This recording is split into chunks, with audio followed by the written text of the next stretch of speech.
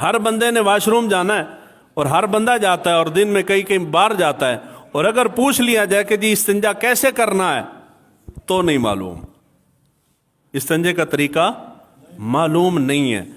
اللہ کے بندے جب استنجے کا طریقہ معلوم نہیں ہے تو پھر وہ وضو کیسے کرتے ہو، پھر غسل کیسے کرتے ہو، پھر استنجا کس طرح کرتے ہو، تو پھر نماز کیا ہوتی ہے اور پھر قرآن کیسے پڑھتے ہو۔ اور استنجا کرنا، استنجا کرنے کے لیے سب سے پہلی بنیادی چیز ہے کہ استنجا ہمیشہ الٹے ہاتھ سے کیا جاتا ہے۔ کس ہاتھ سے؟ الٹے ہاتھ سے کیا جاتا ہے۔ میں آپ کو سکھا رہا ہوں، آپ سیکھ رہے ہیں، آپ بہت ساری چیزیں آپ پہلی بار جانیں گے، آپ جا کے عمل کریں گے تو آپ کے عمل کا مجھے ثواب ملے گا۔ آپ نے گھر جا کے کسی نہ کسی کو یہ سکھانا ہے، جب آپ کسی کو سکھائیں گے تو وہ عمل کرے گا، اس کا ثواب آپ کو ملتا رہے گا، مرنے کے بعد بھی ملتا رہے گا۔ تو یہ صدقہ جاریہ ہے۔ استنجا کس ہاتھ سے کرتے ہیں؟ الٹے ہاتھ سے کرتے ہیں، پہلی بات ہوگی۔ دوسری بات یہ ہے کہ استنجا کرتے وقت الٹے ہاتھ سے مراد پورا ہاتھ نہیں ہے، الٹے ہاتھ سے مراد الٹے ہاتھ کی صرف 3 انگلیاں ہیں۔ کتنی انگلیاں ہیں؟ 3 انگلیاں۔ 3 انگلیوں سے مراد یہ آپ انگوٹھا اور یہ شہادت کی انگلی نکال دیں، یہ جو 3 انگلیاں ہیں ان انگلیوں سے استنجا کیا جاتا ہے۔ استنجے سے مراد یہ ہے کہ ان 3 انگلیوں سے آپ چھوٹا پیشاب کر کے تو ان سے استنجا نہیں کر سکتے۔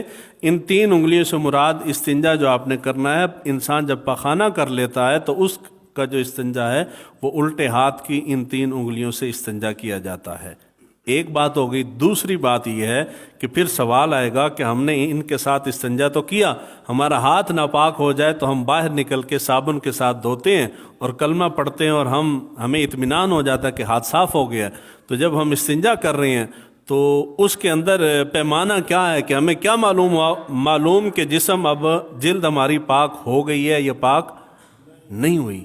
یعنی استنجا کرتے وقت تو صابن کا استعمال نہیں ہوتا، تو ہم کیسے جانے کہ ہماری جلد پاک ہو گئی ہے یا پاک نہیں ہوئی؟ اس کا کوئی پیمانہ، تو شریعت نے پیمانہ یہ رکھا ہے کہ جب آپ استنجا کرتے ہیں اپنی ان انگلیوں کے ساتھ تو تب تک آپ نے استنجا کرنا ہے، یعنی اپنے جلد کو دھونا ہے جب تک کہ جلد کے اوپر سے چکنائی ختم نہ ہو جائے، جب تک چکنائی ختم نہ ہو جائے۔ جب چکنائی ختم ہوتی ہے تو اس کی ایک میں مثال دیتا ہوں۔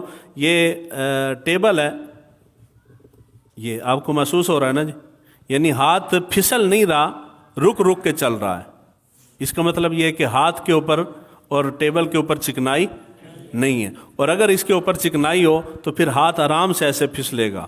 اس کا مطلب یہ ہے کہ چکنائی موجود ہے۔ استنجے کا کامل طریقہ یہ ہے کہ تب تک استنجا کیا جائے جب تک کہ جسم کے اوپر سے چکنائی ختم نہ ہو جائے۔ اور جب آپ باہر جا کے استنجا کرتے ہیں، یعنی واش روم میں نہیں ہے، واش روم سے باہر ہیں، زمینوں میں یا رستے کے اندر کہیں بھی استنجا کرتے ہیں، تو اس کے لیے 3 چیزیں حضور نے منع فرمائی ہیں۔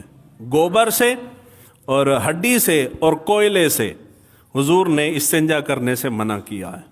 آپ کہتے ہیں نا کہ جی فلاں جگہ پہ پیشاب کیا تھا تو کوئی چیز ساتھ چمڑ گئی ہے، یہ چیزیں جو ہیں یہ جنات کی خوراک ہے، اس لیے حضور نے ان کے ساتھ استنجا کرنے سے منع کیا ہے۔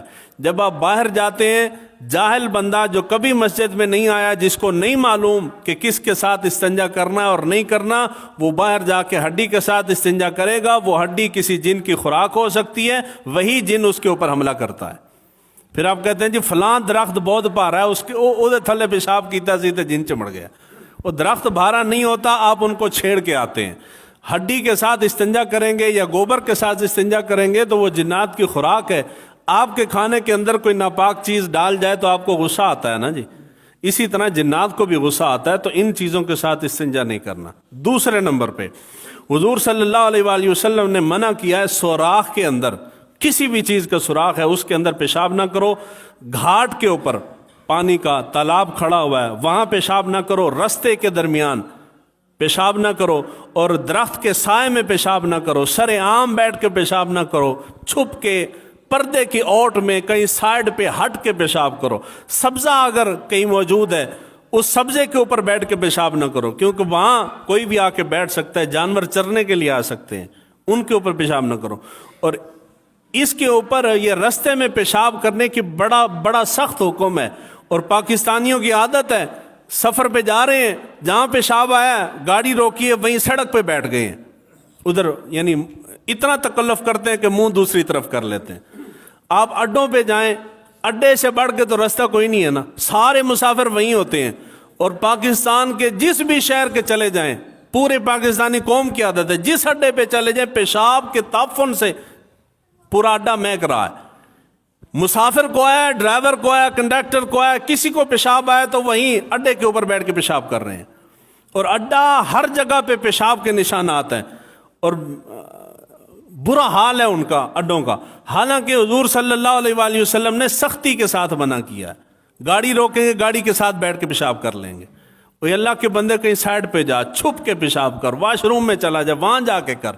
اس طرح سر عام بیٹھ کے پیشاب کرنا شرعاً جائز، محبت سے بولیے جائز ہی نہیں ہے۔ اگر آپ کو رستے میں کہیں پیشاب کرنا پڑ جائے تو رستے سے ہٹ کے کہیں چھپ کے جھاڑیوں وغیرہ کسی چیز کی اوٹ کے اندر بیٹھ کے پیشاب کرنا چاہیے، سر عام نہیں کرنا چاہیے۔